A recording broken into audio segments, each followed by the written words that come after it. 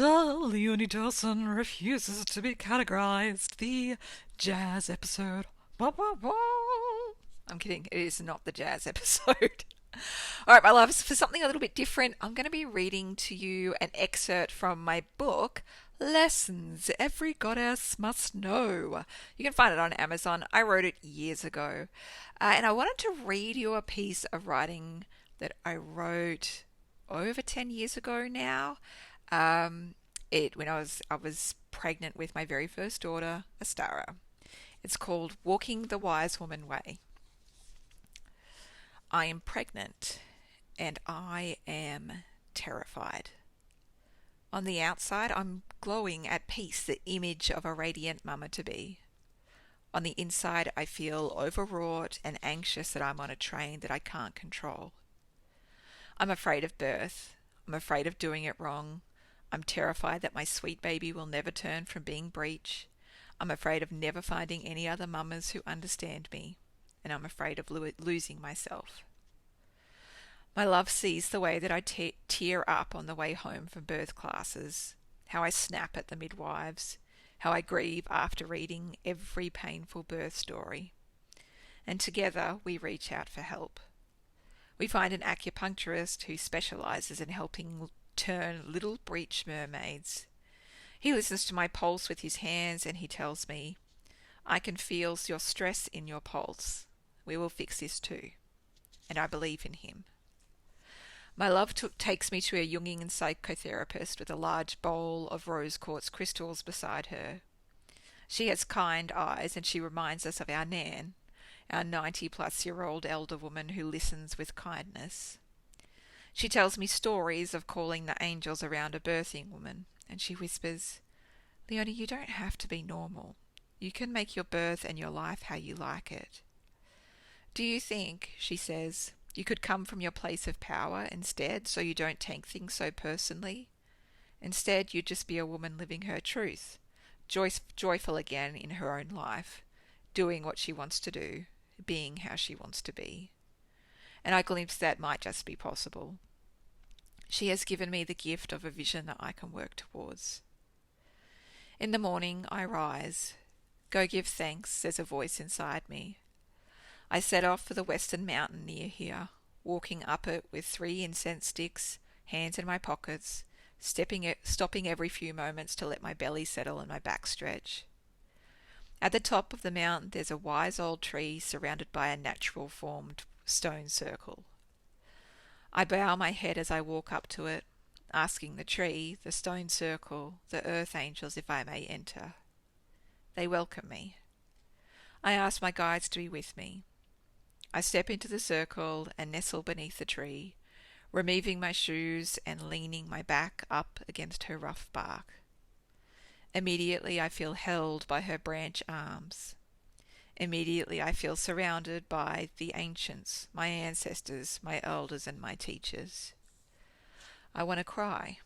It's a relief to find them again after feeling so alone. And here they are on the mountain, waiting for me to come and speak with them again. I light the 3 incense sticks, one for me, one for my love, and one for little mermaid. 3 souls who have chosen each other to walk their journeys with. I dig the sticks into the earth and let the smoke waft over me. I let my eyes swim and fade and I breathe. I close my eyes until the morning light awakens the spirit in me. When I open them again, I look out over the valley, over the suburb, the wide green sheep farms leading up to the next mountain range. Suddenly the mountains are not ordinary Canberra mountains anymore. I see them light up and gloam like the mountains at home, like the hills of Avalon. And the mountains weave their magic, and I hear their voice. "You are a wise woman, walking your wise woman path, Leonie. You must remember this. You worry that you do not know what to do, that this is your first time. Remember the wise woman way, and remember you have done this before, over and over. You have learned so many gifts and know so much wisdom and tools from your journey. Use them now and always. Motherhood and birthing is not separate from your spiritual journey. Why would you separate them? You can be a wise woman when you give birth.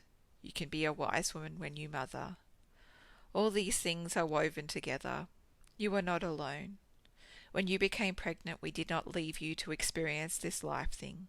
It's not a separate journey from your spiritual path. It's all a part of it. We need you to be a wise woman now. We need you to blaze your light on your path ahead. Women tell you their birth stories filled with pain because they have a wound. You can help. You can help. But for now, plait your hair.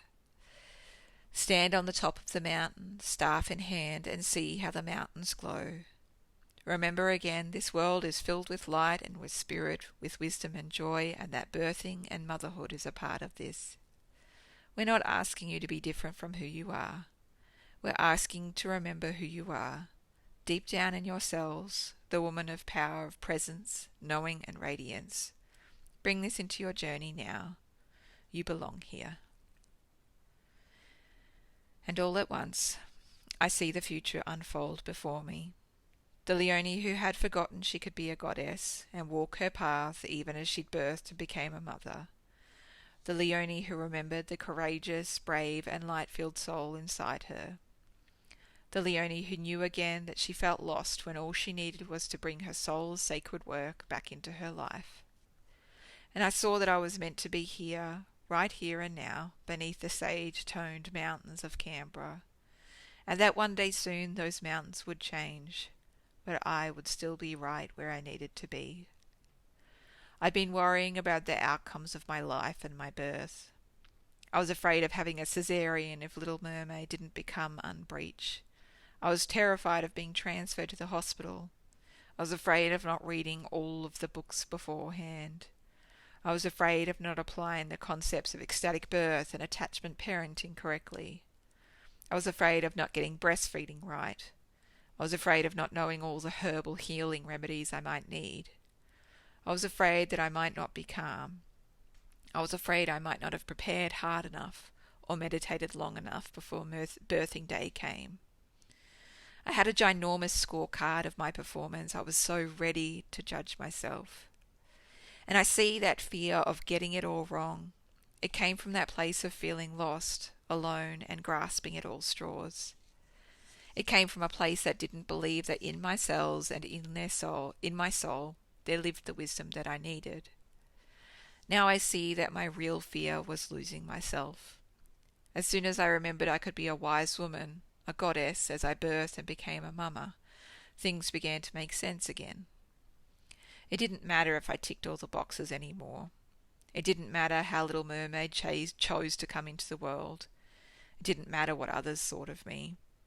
All that mattered was that I had me again, me and the way that I chose to walk the path of my life. I was no longer lost. I was no longer alone. Inside me there lives a wise woman.